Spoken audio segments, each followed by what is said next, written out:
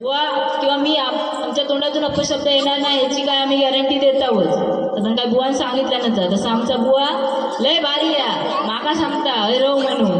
होय अगो हय माझे सगळे पाहुणेच होते, एक पाहुणेच होते, हयच रवत तुकाच आता हय ठेवून घेतो आम्ही. चालत ना हो वय म्हणतात काय काय जण म्हणजे बघ बुवा. तर चिपळूण म्हणजे या साईडला बुवा खरोखर भजनं करू, खरोखर म्हणजे असं आनंद वाटतं. रंगदेवता पण तिथे प्रकट होतात वेगळा, आणि खरोखर जास्त भजनामध्ये थिल्लरबाजी नसतात. कारण का त्या काकांनी खरोखर त्या काकांसाठी, गणेश सप्ते काकांसाठी एकदा जोरदार टाळ्या झाल्या पाहिजेत.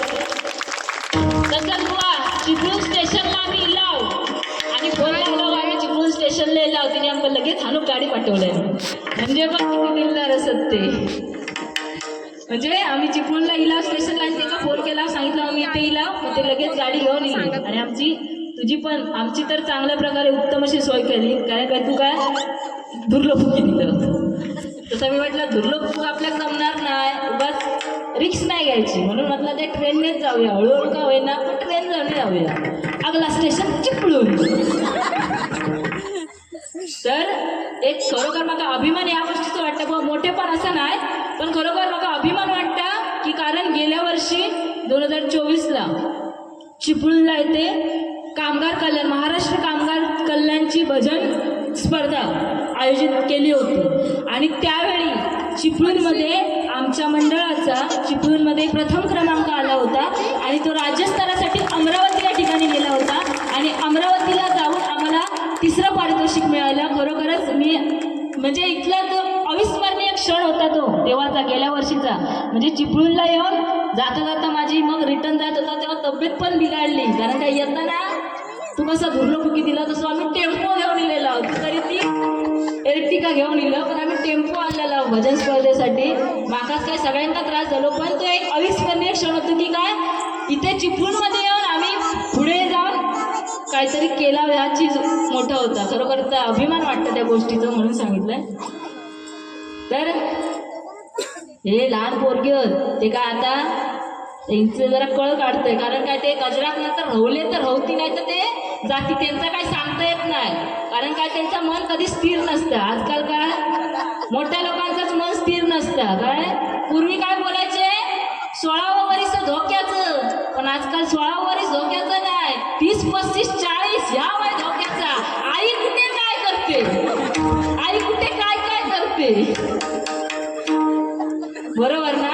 संध्याकाळचे 7 वाजले की बाई हलतरी कशाला, हो इलो तरी हवा तर घ्यावा नाही तर जावा. मी आपली आई काय भांडी घासता कचरो काढता ह्या बघते, म्हणजे ती एवढी त्या सिरियलमध्ये दंग झालेली असतं, बरोबर ना. ते पट्ट्याचा राग नसावा. आणि त्याची आता तर लय मजा महिलांची. कारण काय हाफ तिकीटवर फिरॉक भेटता, परत त्या लाडक्या भावान पैसे पाठवलेले आहेत, ते पैसे इले ते खाऊन झाले, आता परतच्या पैशांची वाट. तुम्हीच नाही तर सगळे. आता आमचे परतचे इले होते ते आता इले आहेत की नाही माहीत नाही. आमच्या बँकेत तकडे बुवा खरं सांगतोय तो एंट्री म्हणजे तो बँकवालो पण एवढं कंटाळलो, ते पैसे इल्यापासून लोक दररोज जातात पैसे काढू. म्हणून त्यांना काय केलंय, ते एंट्री करतात ना बुक, तर तो एंट्री करूनच देत नाही, दररोज सगळ्यांना घरात पाठवतात. सांगता एंट्री बंदच आहे, म्हणजे नेटच चालत नाही, ह्याच चालत नाही, तास चालत नाही, आणि 2000च्या वर कोणा पैसे देत नव्हतो. म्हणजे काय ते एवढ्या माणसांना बायकांना कंटाळलेले, बापले नाही तेवढे बँकेत तेवढे बायका. तर असं ते बुवाने खरोखरच असं शिवतांडव उत्तम प्रकारे असं सांगितलं. बघा परमेश्वराच्या जवळ जाण्याचा मार्ग म्हणजे हे भजन आहे. बघा तो विठ्ठल प्रत्येकाच्या हृदयात आहे, प्रत्येकाच्या मनात आहे, तो चराचरामध्ये व्यापला आहे. त्याची सृष्टी, त्याची लीला आगाध आहे. कारण काय देवाच्या जवळ जायचं असतात तर काय मग देवदेवच करू हवे असं काय नाही. आपल्या आई वडिलांच्या चरणाशी नतमस्तक जरी झालास तरी त्या खूप मोठा. तर म्हणून काय म्हणते बघा,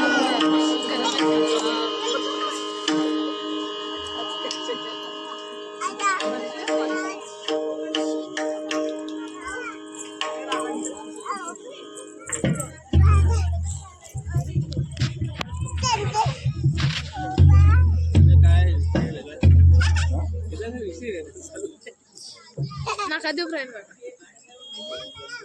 तर बघा रुपावली चालू करते.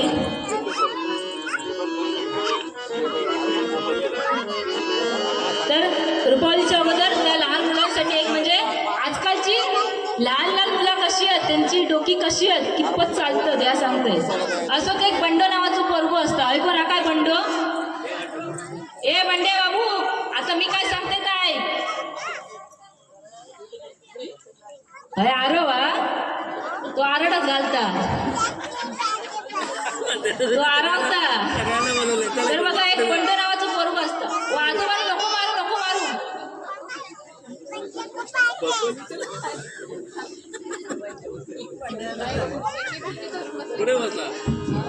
खरोखर ती पोरा नको आणि तो जन्म नको